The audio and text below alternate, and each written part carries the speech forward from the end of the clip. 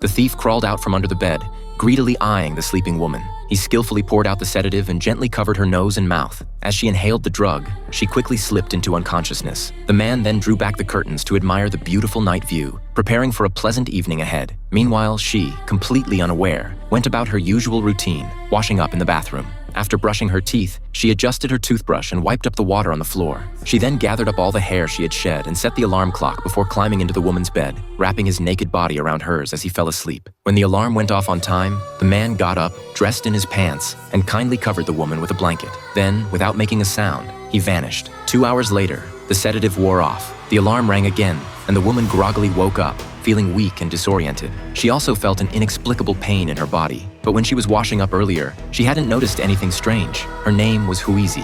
Having lived alone for a long time, she had developed the habit of airing out men's underwear for safety, and even placing a pair of men's shoes outside her door. But that morning, she noticed the door lock seemed to have been tampered with. She anxiously looked around and immediately changed the lock's code. However, when she returned home from work later that day, she found the lock cover had been removed again. Huizi was immediately alarmed and noticed a note left on the door. It turned out that her mother had visited, but that night, she couldn't shake the feeling of unease and couldn't sleep. Just then, Huizi heard a strange noise outside. She cautiously approached the door and suddenly heard someone trying to force the lock open from the outside. Terrified, Huizi froze, holding her breath. She quietly tiptoed to the door, peering through the peephole. What she saw only made her panic more. The hallway outside was empty. She cautiously opened the door and peered out, but the entire hallway was deserted, with nothing left but a discarded cigarette butt. The officer who later came to investigate picked up the cigarette butt, but it didn't serve as any real evidence. The two officers didn't take it seriously, simply advising Huizi to lock her door and avoid making false reports. Despite their reassurances, Huizi eventually fell asleep,